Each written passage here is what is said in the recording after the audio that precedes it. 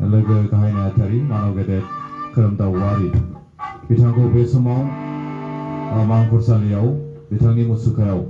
बिबार बावनो थाखाय आं गुरै खावलायबाय आरो हेफाजाब होनो थाखाय क'क्राझार जिल्ला दुलाराय बर' फरायसा आफादनि बोसोनगिरि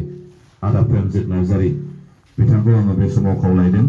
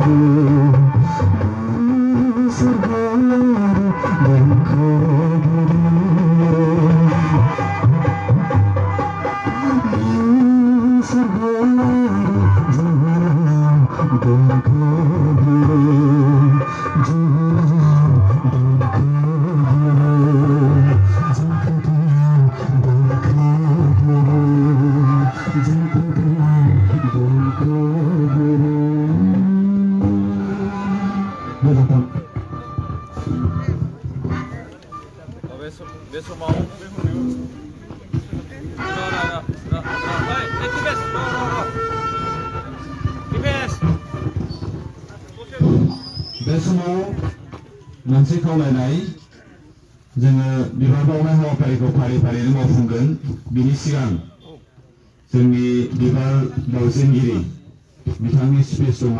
बेनि उनाव फारि फारियै बे समाव बिबार बावनाय हाबाफारिखौ जों फिन मावफुंफिनगोन दा एसे आगोलाव जोंनि गेजेराव मेथाइ रोजाबनानै होलांनाय जांगिला औवारी बिथांनिसिम आङो मेथाइ रोजाबनायनि थाखाय साबायखर जासिबाय दायो दिनैनि खुंगाब्रैथि जांख्रिथायारि देंखोगिरि दैखां कुंग्रु बसुमतारीनि जे बिथांनि मुसुखायाव बिबार बावजेनगिरि हिसाबै बिबार बावनाय हाबाफारिखौ मावफुंनाय मिरु दुलाराय बर' फरायसा आफादनि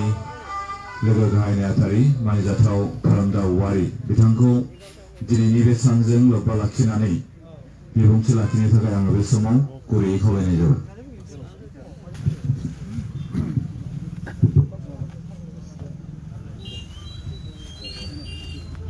दिनैनि खुंगा ब्रैजिथि जांख्रिथायारि देंखोगिरि दैखां कुंगुर बसुमतारीनि थैनाय सान फालिनायाव बयनिसिमबो आं गिबियावनो फुंबिलिनि गाहाम हामलायथि बावहरग्रोबाय आरो बेयाव बाहागो लानो हानाय दिनैनि हाबाफारिखौ दैदेननाय क'क्राझार जिल्ला दुलाय बर' फरायसा आफाद आरो जिल्ला दुलाय बर' हारिमु आफाद बेयावनो बाहागो लानाय दुलाय बर' हारिमु आफादनि आफादगिरिजों लोगोसे गासै दैदेनगिरि नोंथांमोन बर' थुनलाइ आफादनि दैदेनगिरि ट्राइबेल संघनि दैदेनगिरि आरो बेयाव बाहागो लानाय UPPL हान्जानि दैदेनगिरि नोंथांमोन लोगोसे गुबुन गुबुन बे दतमा हालामनि सानसुमै नोंथांमोन आरो जोंनि दुलाय बर' फरायसा आफादनि दखरा आरो मिरुनि जिल्लानि मावथि लोगो नोंथांमोन बयनिसिमबो जांख्रिथायारि देंखोगिरि दैखां कुंगुर बसुमतारीनि दिनैनि बे गोसोखां सानाव दुलाय बर' फरायसा आफादनिफ्राय आं गाहाम हामलायथि बावहरबाय दिनै जे ब्रैथि बिथांनि जोङो रुंसारि सान फालिदों दा बेयाव जों बयबो मिथिखानाय बायदि जांख्रिथायारि देंखोगिरि बिथाङा बड'लेण्ड सोमावसारनायनि जारिमिनाव दिनै जोंखौ मोनसे बिदिन्थि गालांबाय जाय बिथाङा देंखोनि गेजेरजों मोनथाम खोलोबनि बुंनो थाङोब्ला मोनथाम जि चाप्टारनि सोमावसारनाय बेयाव बिथाङा जांख्रिथायारि मोनसे देंखोजों जावरिखांनाय सोमावसारनायनि बर'नि थामोनथानि मोनदांथिनि लोगोसे जों गासैबो जोहोलाव लाइमोन सेंग्रा सिख्ला मोनथाम फोलेराव बिथाङा जोंखौ जांख्रिखांनाय मोनसे लाबोनो हादों आरो बेजों लोगोसेनो दिनैनि जे थामथि गोरोबथा जानायनि उनाव जोङो देग्लाय गिबि खेब बेखौ जों दा फालिदों दा दिनैनि उनाव आरोबाव गोदान सरकार जोंहा बिटिआरआव जाबाय दा बिनि उनावबो जों दिनै बिथांनि बे फालिथायखौ मोनदों। दा बे समाव जोंहा बे मोनथाम चाप्टाराव जाय बिथां जांख्रिथायारिया जोंनि हारिनि फोजाखांनायनि जि मदद जि मोनसे बिहोमा होलांबाय बिनि सायाव जोंहा सुख'हायै खामानि मावनांगौ थाबाय। बेजों लोगोसे दुलाराय बर' फरायसा आफादा जोंहा मोनसे बादायनाय जायो 1-3 देंखोमु, जिहेतु जों बेखौ सिगांनो जांख्रिथायारि देंखोगिरिनि मुङाव दोनखाबाय आरो बेयो जोंना 2 बोसोराव खेबसे जानायनि थिरांथा बादियै फैबाय थानाय जानो गोनां जोंनि दुलाराय बर' फरायसा आफादनि बोसोरारि जथुम्मायाव बे बादायनाया जागोन आरो बे बोसोरारि जथुम्माया देग्लाय जोंना गहपुराव जागोन, बिथांनि जोनोम जायगायाव जागोन आरो बेनिखायनो जोङो दिनै बिथांखौ लानानै दुलाराय बर' फरायसा आफाद आरो गासै जोंनि बर' माहारि हिसाबै बिथांनि जे मानदान्दाखौ जोङो जौसिन फारसे लांनायनि जे जोङो सरसा खालामदों बेखौ जोङो लानांगोन आरो जों खावलायगोन दानि दाजानाय बिटिआरनि गोदान सरकारनि सायाव जाहाथे बिथांखौ अरायसम गोसोखांजानाय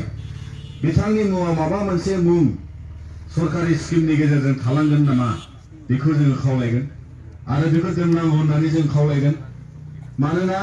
सोमावसारनायनि जारिमिनाव सोमावसारनायजों बिथा खालामनानैनो बिएसि जालांबाय, बिथांनि बाहागोजोंनो जावरिखांबाय। देंखोगिरिनि महरै जांख्रिथायारि मोनसे बिहोमा होनायनि उनाव मोनथाम खोलोब जि सुक्ति बिएसि बिटिसि आरो बिटिआर एकर्ड जाफैबाय। दा बे समसिमाव दिनै बिथाङा जोंनिफ्राय 4 बोसोर जालांबाय, जोंखौ नागारलांबाय। दा थेवबो जों गासै बेयाव दिनैनि समाव बाहागो जानो हानाय गुबुन गुबुन आफादाव थानाय आरो गुबुन गुबुन आफाद आरो बिसेसके जिहेतु जोंहा दा क'क्राझार जिल्ला दुलाराय बर' फरायसा आफाद, दुलाराय बर' फरायसा आफाद आरो दुलाराय बर' हारिमु आफादा लोगो नांनानै बे हाबाफारिखौ नैबे बिथांखौ फबनाय जायगायाव जों फालिलांबाय थानायनि जे सिन्था आरो थिरांथा बे थालांबाय थागोन। लोगोसे गासै गोसोखांनायनि थाखाय बिथांखौ अरायसम दिथा होलांनो थाखाय जोंनि सोमावसारनायनि जे मोनसे मोनफुंनाय एबा जाफुंसारनाय दिनैनि गोदान सरकार फैनायावबो जोङो बे खोथाखौ लांगोन। दुलाराय बर' फरायसा आफादा गोसोखां अरायसम बिथांनि मुङा थालांनायनि थाखाय जोङो सरकारि भाबै बेखौ जों नारसिनगोन। दा बे समाव आं गोलावथार बाथ्रा बुंनो सानासै, दिनैनि बेयाव बाहागो लानाय गासैबो ओनसोलनि सुबुंफोर आरो गासैबो आफादनि दैदेनगिरिजों लोगोसे आं नोंथांमोन बयखौबो दिनैनि बे जांख्रिथायारि देंखोगिरि दैख्रं खुंगुर बसुमतारीनि जे 4थि खेब जोंनि थैनाय सान एबा बिथांनि रुंसारि सानखौ फालिनायाव बाहागो जानायनि थाखाय आं रोजा रोजा साबायखर बावबाय। दा बे समाव बे फंनैसो बाथ्राखौ बुंनानैनो आंनि बे बिबुंथिखौ एसेयावनो फोजोबबाय। गोजोन्थों।